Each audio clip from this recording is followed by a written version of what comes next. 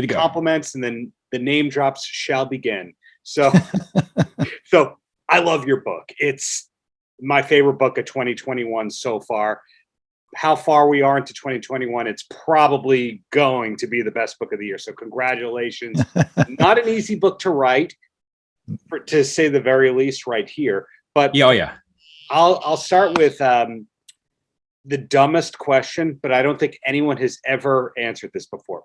Did Eddie Van Halen like to be called Ed, Eddie, or Edward? Because I don't know. His preference, generally when you were sitting with him and talking with him, I found was Ed, but also Edward. I mean, I think he liked Eddie the least out of all three. But Edward was really, I think, what he preferred to go by. But I think just for brevity, he just like, hey, Ed, whatever. That was cool. Yeah, I know. He sort of expressed that to me at one point, that he wasn't in love with Eddie. Really? He liked Ed or Edward. Any idea where that came from? Did that come from maybe being an immigrant in a new country and they tried to Americanize him?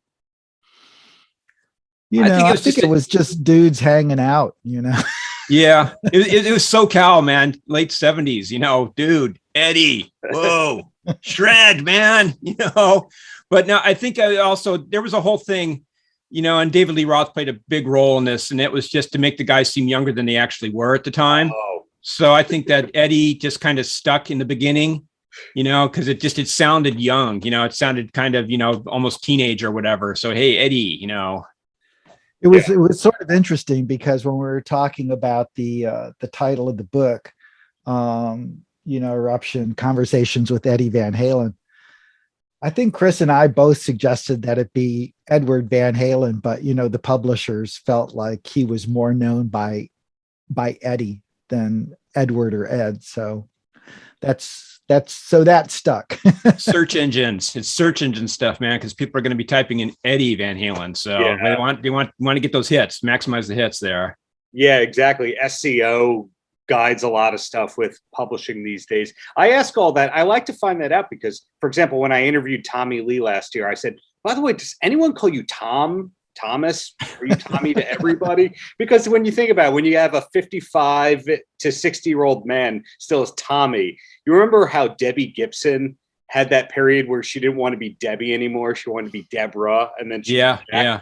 So I didn't know if Eddie was like, oh, Eddie, I hate that name. I think Eddie is like, it was convenient for him too, because it was almost a way to sort of separate his rock star persona from who he was as well.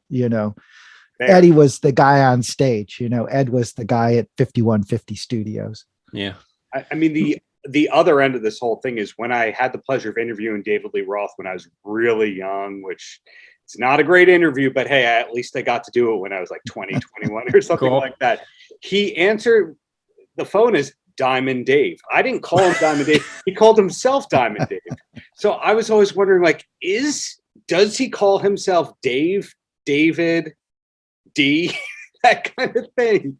Who knows? My big question is Buck Dharma of Blue Oyster Cult. His official name's Don Roser. I called and left a message at his house once. I'm like, what do I call him? Do I call him Don? Do I call him Buck? So I called him Don and he never called back. So I guess that was a mistake. I should have called him Buck, so who knows? I think David Lee Roth prefers to be addressed as the greatest. Yes. And your majesty. I'm going to all 5 of the Vegas shows myself. Cool. Either of you going to one show? The reason I ask is because everyone I've spoken to so far who's worked with David Lee Roth, is a diehard fan, isn't going to one single show in Vegas.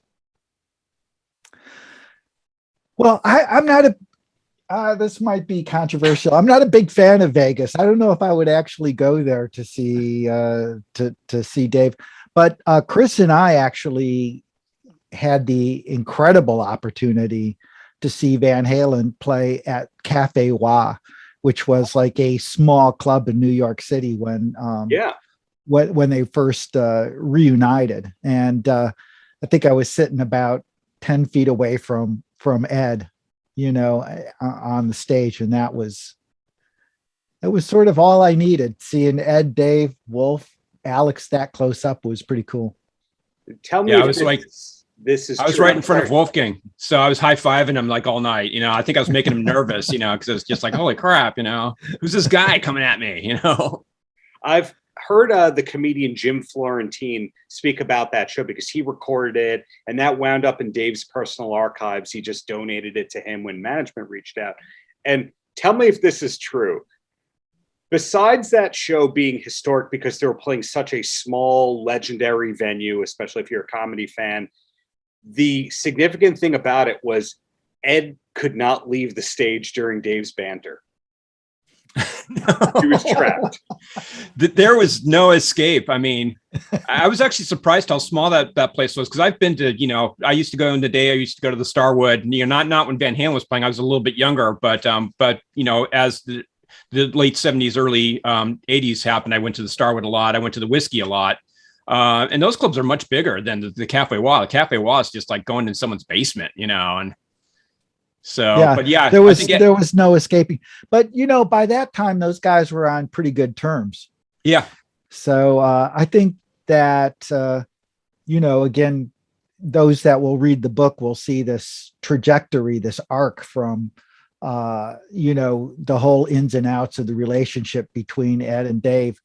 And sort of the nice thing was, at the end, those last several years that Ed and Dave were working together, Ed actually came to, I think, appreciate the sort of wackiness of David Lee Roth and didn't feel offended by it. Yeah, really good point there. I was talking about this with our mutual friend, Steve Schiltz. Do you know Steve by any chance, Chris? I don't know, unfortunately. Singer of a great band called Long Wave, another band called Hurricane Bells. Everyone likes him. He's on that. He a brilliant guitar player too. He's on that Tom Beaujour list of everyone likes this guy. Yeah. And competent. Very short list of likable and competent per se. And Steve and I were talking about this, about how Eddie seemed to, in your interviews, like everybody on the planet except Michael Anthony. Like, he unfortunately gets the brunt because, Ed was going through some tough times, to say the least, during some of the interviews in this book. But it's really cool to see how he came full circle. But my favorite part of this whole book, without spoiling too much, is the 5150 racquetball court anecdote. Wow. Yeah. Somebody ripped that off in another book and didn't credit me for it. And it's like, I'm coming after them, man. It's like, I know where you live, so I'm going to get you. But yeah, that was a crazy interview. That was a great interview with Ed, that just, how he opened up about the whole process and the timeline and everything too. It's really fascinating. The fact that, the whole genesis of that came from, this chance meeting with Steve Vai backstage after after his Alan Holdsworth gig that Eddie participated in, and Vai invites him up to meet Zappa, and then Zappa invites Ed to produce his Dweezil's first solo record, the single that is, and then him and Don Landy show up at Zappa's studio and go like, why don't we do this, And that's just an amazing timeline, I think, that just how that all came together. And of course, that's just what Ed needed. I mean, maybe the rest of the band didn't need Ed to have his own studio like that, but Ed really needed that for his creativity. Yes. You spoiled the thing. Is it a spoiler if this all happened decades ago? I don't know. It's not like Squid Games where the 4th episode. No, it's different. Yeah, you can read the details. That's the Cliff Notes there. So the details are even more interesting. For sure. That there's so much in our book too that we can give away a few nuggets here and still have plenty left over. Yeah, it's pretty mind-blowing when you think about it, that the guy who essentially replaced Eddie as, the guitar player for David Lee Roth is responsible for 5150. Yeah. It was a very small world back then. For sure. And Steve Vai, who you guys have worked with through the backstory events and interviewing for guitar magazines and whatnot, it's interesting to see how you have been cool with the guy, with Eddie, the guy who replaced Eddie in a way, the past, present, and future. You guys are those long-term people who stuck around, not the people who are trying to get the one scoop to get the next thing, to get to the next thing, you're lifers. So I guess asking Chris first, 30 years ago, did you know, hey, I'm going to still be doing this? Well, that was kind of the game plan, really. It wasn't like I was going to do a book or anything. That was never the plan. It was just like, my experience with Van Halen starts in January of 1978, KMET radio, Rush released, when they put out that red vinyl, and they played You Really Got Me at 2 a.m. in the morning. And it's really funny because I found out that's Ed had probably heard that same thing, because he talked about hearing himself on the radio at 2 a.m. and running in and telling his parents, and waking him up.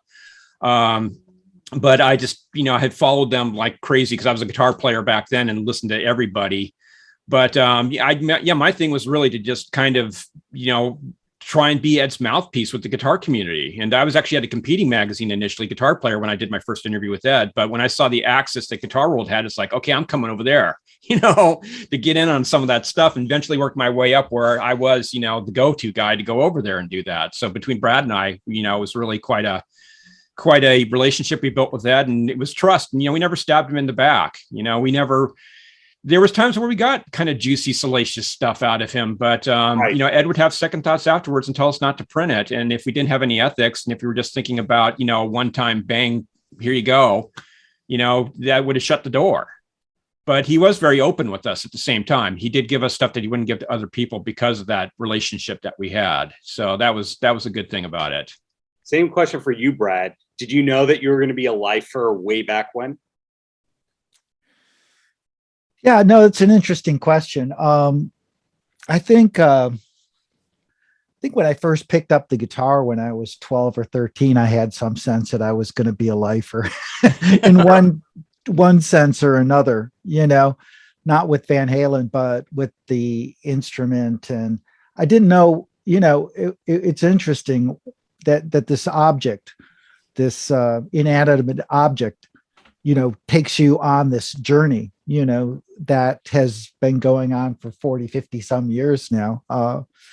So we got to Guitar World, and I think for me, like, as much as interviewing Eddie Van Halen or Eric Clapton or whomever I would talk to, the idea of like this community of guitar players, right? Of all of us, which I'm sort of assuming you might be in, or an honorary member. I don't think it's like the mafia. You can't ever really leave. I would call myself like the least competent guitar related journalist in the history, or the best mainstream person ever for the guitar world. It's kind of like the best of the worst of the best. Like it's interesting if you're not so deep down, not in like a total virtuoso or have your thing philosophically, you can have a nice open mind towards everything.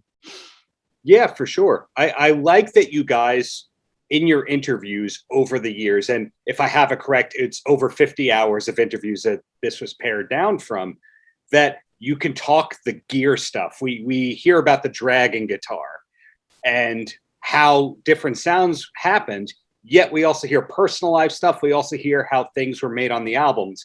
If it were a book of just 50 hours of guitar interviews, that would be a really small audience. And if it were 50 hours of just how the albums are made, also a small audience. So the fact that you were able to get all of that over the case of the 90s, 2000s, and 2010s, wow, that's a lot of work. It's not just, let me pause you there for 1 second, Brad. The average person that doesn't really think about how art is made would go, oh, so they just transcribed a bunch of stuff they already had. And it's not like thinking about how you told the story. You resequence things, and then you got people to add their commentary, because you got a great, rare Michael Anthony interview in there as well. Back to you, Brad. Yeah, and Ray Daniels, and who was the manager, and Gary Sharon. A lot of different people really opened up to us, in the book. I had a thought and I lost it. Where were we going on this thing? Well, I think I'll speak a little bit here up to that thing is that we did have all the stuff, and we did have a lot of guitar intensive stuff. Me particular, I have okay. Like a marathon interview I did with Ed over at the Fender Custom Shop in Corona, California, and it was actually filmed by the professional Hollywood film crew, and it looks like a flippin' Scorsese movie. It's just these wonderful tracking shots and everything, and they didn't use any CGI on me, unfortunately, because I kind of look a little bit in my Jabba the Hutt phase there. But I've lost 100 pounds since then. But so I kind of watch that stuff and I cringe a bit. But it's it's the thing is that we did want to get to the core of Ed, and we did have this material, and that is the thing we did. I'm glad you noticed that we did resequence these things, that we put it all into a very logical timeline. You're not just reading a bunch of disparate interviews. And subjects are jumping all over the place and you're kind of going like, wait, what was this? What was that? And it also helped us a little bit was because sometimes there were some contradictions in what Ed said. Yes. And sometimes you will see that in the book, but not too often. Usually when we put it in a sequence, we were able to kind of go through, and especially with time, figure out what's the more accurate answer here. Although I think I did miss one on guitar nerd stuff here, guitar nerd warning. But Ed told me when I did the deep dive into the 1984 album, that he used the Kramer 5150 guitar. That was his main guitar on that. And it's actually, I'm pretty sure that he actually still was using the Frankenstein, that Frankenstein was retired after 1984 was done. And he used the 5150 guitar on the tour after that. Yeah. I'm sorry. What I was going to say before is, you do point out a good thing. I think whether it was even in Guitar World or Guitar Aficionado or any of the books that Chris and I have worked on, it's never one thing or another. I mean, music is created by human beings, so it's a combination of who they are internally, combined with the discipline externally. And you're right. When you get these biographies of musicians, you usually get one or the other, and that's just not the right way to talk about music or a musician. You have to show how both these things work together, the emotional side with the technical side. And I think that, that was the challenge for us, was to make both of those things interesting to the novice and, the novice musician and the experienced musician. And hopefully we accomplished that. We went way out of our way to try to make that stuff clear. Yeah. My next huge takeaway from your book, granted, I'd seen some of these interviews and pieces over the years, whether it was being plagiarized by other outlets or you pick up your guitar, but you don't when you're me, you don't really remember where you heard the thing per se. You just know you heard it, and then it's a fact ingrained in you. And reading this much Ed commentary in one place, it occurred to me he was a very what you see is what you get kind of person. There's no aphorisms per se. Whereas when you're talking to Diamond Dave, you get the it doesn't matter if you're Mickey Mouse or Frank Sinatra. You get those kinds of things. So in turn, he's good at skating around answers. I don't find, unless I'm totally wrong here, I find that Ed said exactly how he felt, and maybe it changed in 1991 from 2001, but that's how he felt in very few words. Yeah, I mean, but the part of the idea of the book is to show him his evolution as a person and a musician. And like all of us, the 30-year-old is going to be different than the 60-year-old. You're going to go through evolution of thinking. And it's always sort of amusing to me that, people think that there is, one Ed Van Halen, or that, there's one Chris Gill. We all change over time. And the book was a little bit of a reflection of that. You do see his growth as a person. And like I said, you see parts in the book where he cannot stand David Lee Roth. Yes. And then by the end of the book, he's calling him a genius, so you do see this growth and this change. And that's reflected musically too. I mean, that's the thing. And a lot of people just, they shrug off the Van Halen 3 album. And again, not to mention other books, but there's one out there and there's only 2 pages out of, you know, about 250, 280 pages of this book, only 2 pages of them were devoted to Van Halen 3. Well, that was a very important album in Ed's history. And talking about the growth, Ed really wanted to grow. He wanted to do something mature. He didn't want to do the partying and drinking and girls and whatever type of stuff that he had done in his past. He wanted to do something that was more in line with, you know, what he thought like Peter Gabriel was doing or something. Yeah. And of course that was rejected, and that just knocked him for a loop. And, you know, we go deep into that because that's a very important part of, you know, this beginning of this really deep, this dive that, you know, his life went into. His life starts to unravel, and he kind of goes into this thing, and we think we're going to lose the guy, and then he pulls out of it. And to understand all of that, you have to look at that album. You have to look at that time period and understand what was really going on. You just can't brush it off in 2 pages and say like, oh, this album didn't sell well and wasn't really all that great or something, when Ed, you know, thought it was his best work. I mean, Yes. that was the interesting thing about, right, you know, writing the book, is almost like you as a consumer of Ed's interviews through the years. I mean, Chris and I were sort of in that sort of bubble during each section too. You couldn't see quite the full picture. And I think that that's really the function of the book, is that, you know, you might be familiar with a few of these things, but then when you step back and you see the pattern and you see the development, the growth, and that there is a trajectory and a story to the whole thing.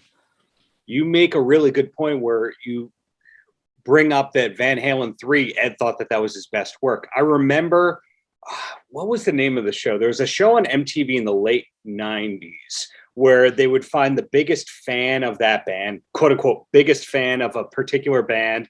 And then they would like hijack them basically and be like, you're about to meet this band. And I think it was called Fanatic. Do you remember the show at all? No. I have a vague recollection of it. Yeah. There was a Van Halen 3 era Van Halen appearance, and they basically whisked the person away. I think we all know that it's not as simple as that, because there's talent releases and things of that nature. Like, wait, why were they filming my bedroom? Like that kind of a thing. We all know now about reality show casting and like that. Maybe there is an element of surprise per se, but it wasn't as simple as, hey, we don't know if you're working or going to school today, but we're going to put you in a limo and fly you away. It's like, I don't have a passport, you know, that kind of a thing. Right. So there was a Van Halen 3 thing, and they brought him to meet the band, and he was talking about maybe how many can say one of the songs on there, Ed said something along the lines of, if one person likes this song, then I did my job. Mm-hmm. And you could tell this was a sincere thing. Like, I love this album per se, but the way that everybody shut it down over the years, I may have made a snide comment or two. It's unfair because, like you just said, Brad, the Peter Gabriel comparison, that's a thing that comes up a lot. Like, was it the Getty Museum? What was the 2015 Smithsonian? Yes, Smithsonian, yeah. Smithsonian. Yeah. I think he calls out like, hey, Wolfie, what was the last album I bought? Yeah, Peter Gabriel's So. Yeah. Ed didn't want to write songs like Panama. He was told to write a song, as you point out in the book, that sounds like AC/DC, and he did. So It makes you think, was it true? Was he a prog guy that David Lee Roth basically edited into a pop guy as needed? I don't think it's that simple. Ed wrote music, and it was just, he presented stuff to the band. And I mean, you know, Ed he said he got these pop songs that just came to him, like Can't Stop Loving You, you know, I'll Wait, you know, Jump. You know, these are songs that just came to him. And it's like this, sometimes he said this isn't stuff I would necessarily listen to, like he said about, you know, Can't Stop Loving You. But he just recognized that there's potential in this. So, but I think at heart, he was a progressive guy. I think, I mean, the takeaway from Van Halen 3 was that he, again, through the years, he kept on developing. And he just wanted to do something different. He wanted to express a different side of himself.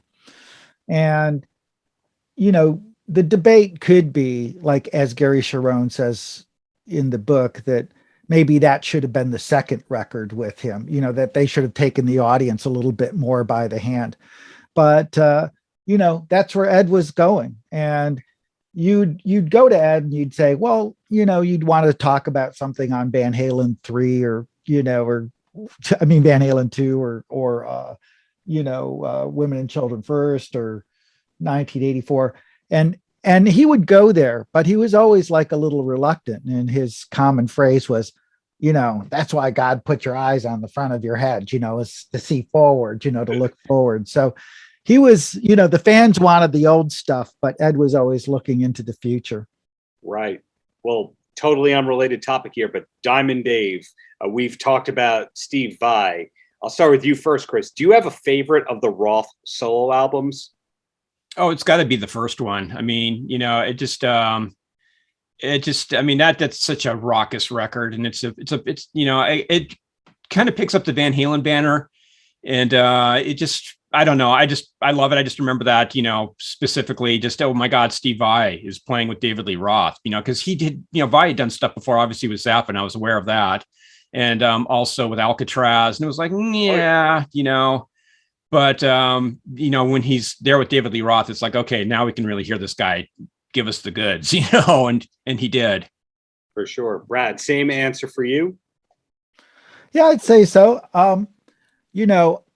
Skyscraper was actually not as bad of a record as some people think. I thought it's a great record. Yeah, I thought it was pretty hooky. I loved the songs, but it did sort of push the band in a little bit more of that pop direction.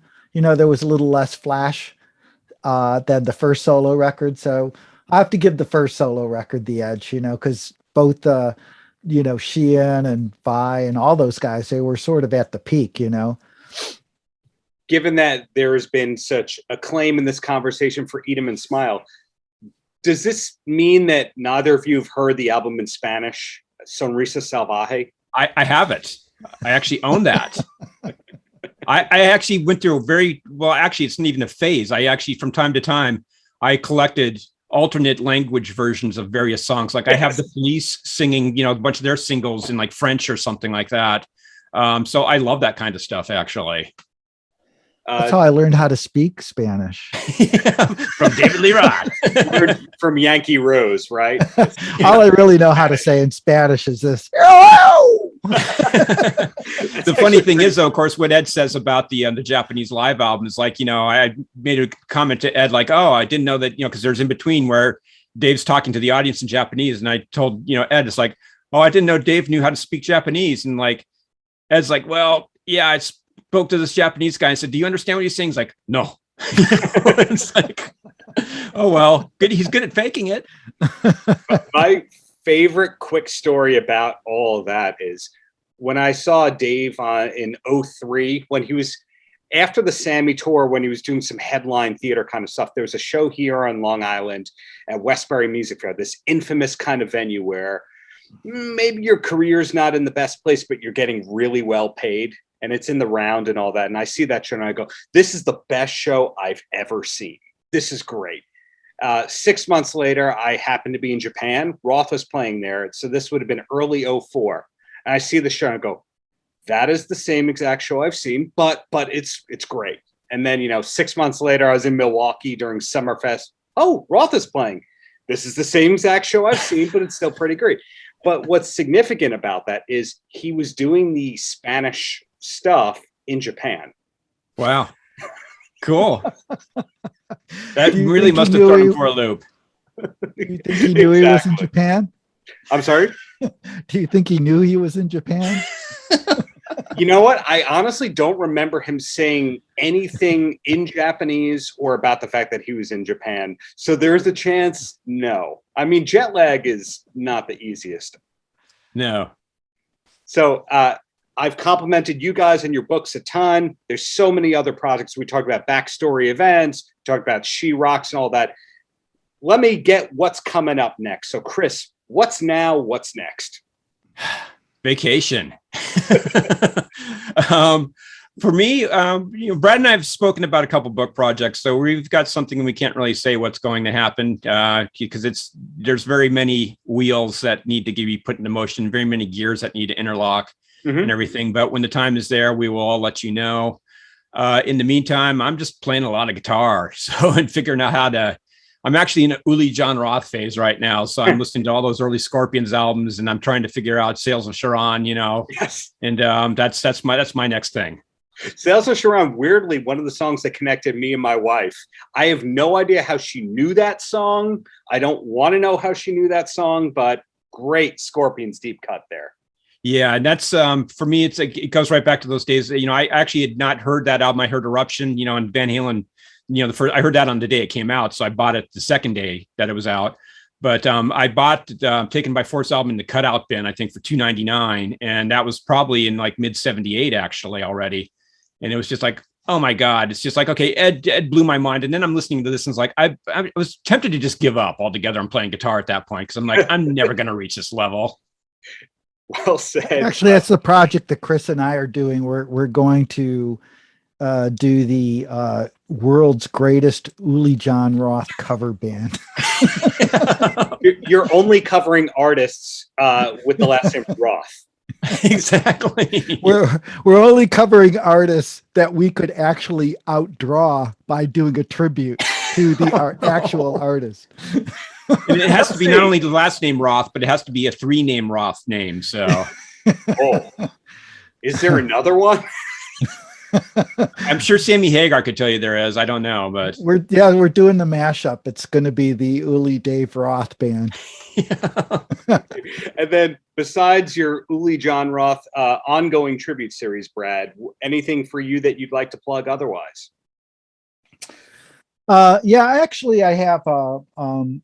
It's probably another 3 or 4 weeks away from, appearing on the internets. I'm doing a limited series podcast interviewing different artists on their favorite Jimi Hendrix song. Wow. Okay. And seeing that the Hendrix estate is still putting out new material 51 years after he died. Some of it quite good though, Yeah. Hawaii like actually the last thing that they did, Hendrix at Maui, is really a pretty awesome show. Yeah. Not to go there too deep or anything, but it was one of the few shows like in 1970s where Jimmy actually seemed like he was having a good time, and he's playing his ass off on that thing. So I'm happy if the family's going to keep putting out good things, then I'm there. Yeah, I know there's the Live France album that they're in the process of putting out as some limited edition thing. So hopefully the Van Halen family can take a note from the Hendrix family and start giving us some new stuff. That's just some personal opinions right there. You guys do not have to agree with that, but hopefully the archives will open up in the next few years. It needs to. Oh yeah, no, I mean we're keeping our fingers crossed. When Chris and I went to 5150, we saw the stacks of recordings and the CDs and cassette tapes and stuff. We're hoping that they hire us to go there. And So let me write the headline for Blabbermouth. Authors of new Eddie Van Halen book say that there's thousands of hours of unreleased material and it's coming out next year. Right? We'll be hearing from Wolfgang's attorney for that one. No, but thank you both for your time, and really looking forward to whatever the next project is. Whether you're talking about guitar pickups or not, I'm looking forward to it. So thank you for your time. Well, we ain't going to be talking about love. Paltrocast.